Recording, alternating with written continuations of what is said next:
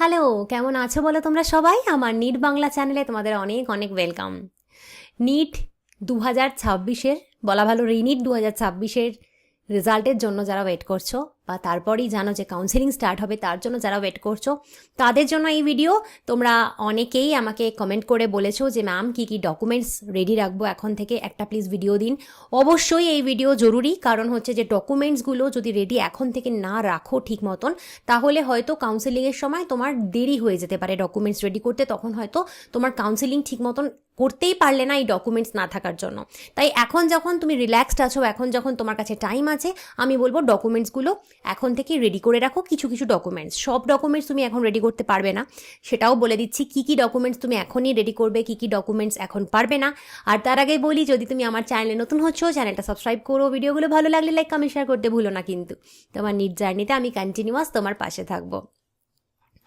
ওকে, আমরা হচ্ছে West Bengal state কাউন্সিলিংয়ের জন্যই কথা বলবো এখন।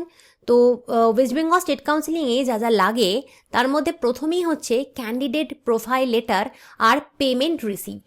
এবার হচ্ছে যে তুমি বলতে পারো যে ম্যাম এই দুটো কি এবং এই দুটো কখন লাগে। দেখো, তোমাদের কাউন্সিলিং যখন চলবে তখন প্রথম ধাপে রেজিস্ট্রেশন যখন করবে সেই সময় একটা টাকা পে করতে হয়। তারপরেই কিন্তু তোমাদেরকে সমস্ত ডকুমেন্টস নিয়ে ফিজিক্যাল ভেরিফিকেশনে যেতে হয়। সেটা তোমাদের প্রত্যেকের আলাদা আলাদা সেন্টার পড়বে, ভেনিউ পড়বে, কারুর কোনো স্কুল, কারুর কোনো কলেজ পড়বে। সেটা তোমাদেরকে কাউন্সিলিং করার সময়, রেজিস্ট্রেশনের সময়ই বলে দেওয়া হবে যে কার কোন কলেজে বা স্কুলে বা কোন সেন্টারে গিয়ে ডকুমেন্টস ফিজিক্যালি ভেরিফাই করতে হবে। সেটা কিন্তু তুমি এখন জানতে পারবে না, প্রত্যেকের ক্ষেত্রে এটা আলাদা হবে এবং সেটা তুমি একমাত্র রেজিস্ট্রেশনের সময়ই জানতে পারবে, কাউন্সিলিংয়ের রেজিস্ট্রেশনের সময়। তো সেই সময় তোমায় বেশ কিছু ডকুমেন্টস হাতে করে নিয়ে যেতে হবে। তার মধ্যে প্রথমেই হচ্ছে ক্যান্ডিডেট প্রোফাইল লেটার আর পেমেন্ট রিসিপ্ট। এই দুটো কিন্তু তুমি এখন রাখতে পারবে না, কারণ এগুলো যখন তুমি টাকা দেবে, কাউন্সিলিংয়ের সময়, রেজিস্ট্রেশন করার সময় টাকাটা দেবে, তারপরেই কিন্তু তোমাকে ওরা পেমেন্ট রিসিপ্ট দেবে এবং ক্যান্ডিডেট প্রোফাইল লেটার দেবে। সেই দুটোকে প্রিন্ট করে তোমাকে নিয়ে যেতে হবে ডকুমেন্ট ভেরিফিকেশনের দিন। তাহলে এই দুটো মাথায় রাখো যে তোমাকে নিতে হবে, কিন্তু এই মুহূর্তে তুমি এই দুটো নিয়ে কিছু করতে পারবে না।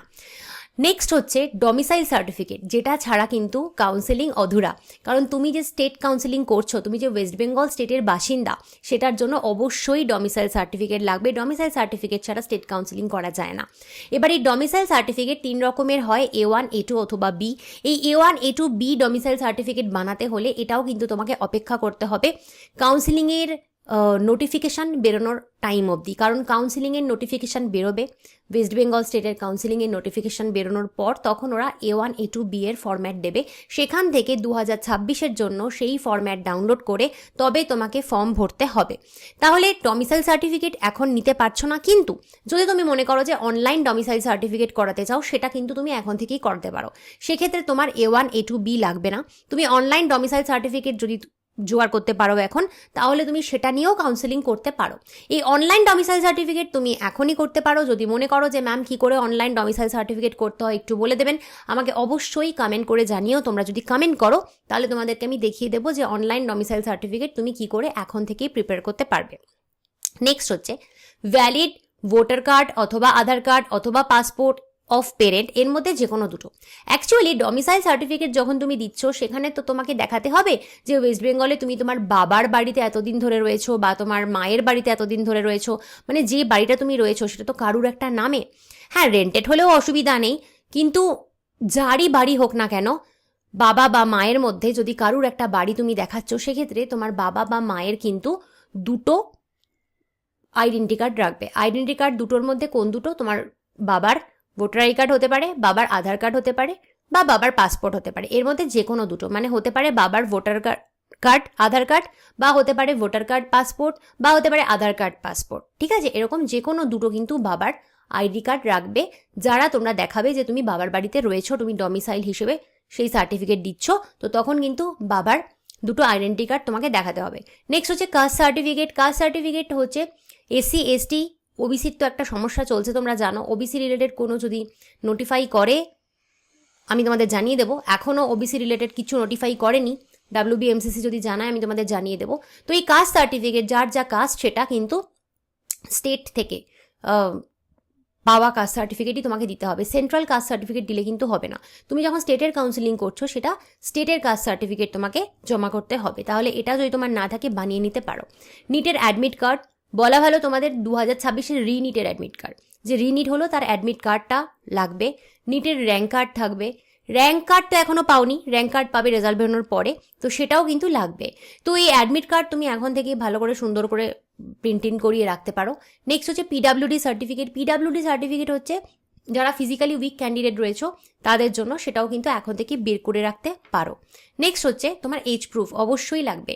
এজ প্রুফে তুমি তোমার বার্থ সার্টিফিকেট দিতে পারো, বা তোমার ক্লাস 10-এর মাধ্যমিকের অ্যাডমিট কার্ড সেটা দিতে পারো, বা আধার কার্ড দিতে পারো, বা পাসপোর্ট দিতে পারো, যে কোনো কিছু দিতে পারো যেখানে তোমার বয়স মেনশন করা রয়েছে। তো এজ প্রুফ কিন্তু ম্যান্ডেটারি, যদি না থাকে এখন থেকে জোগাড় করো। ক্লাস 10+2 এর মার্কশিট, মানে তোমার হায়ার সেকেন্ডারি রেজাল্ট কিন্তু দেখাতে হবে। নেক্সট হচ্ছে মেডিকেল সার্টিফিকেট। মেডিকেল সার্টিফিকেট লাগে, তুমি যে মেডিকেলি ফিট সেটা দেখাতে লাগবে। তো সেই মেডিকেল সার্টিফিকেট যদি জিজ্ঞেস করছো তোমরা যে কীভাবে ম্যাম বানাবো, তাহলে সেটাও কমেন্ট করো, আমি বলে দেবো মেডিকেল সার্টিফিকেট কী করে এখন থেকেই বানাবে। আর লাগবে passport size photograph. Passport size photograph হচ্ছে যে ফটো নিটের জন্য দিয়েছিলে সেই ফটোই কতগুলো করিয়ে রেখো। পাসপোর্ট সাইজ ফটোগ্রাফ এখন তোমার বিভিন্ন জায়গায় লাগবে, গোটা 15 করে পাসপোর্ট সাইজ ফটোগ্রাফ রেডি করে রেখো।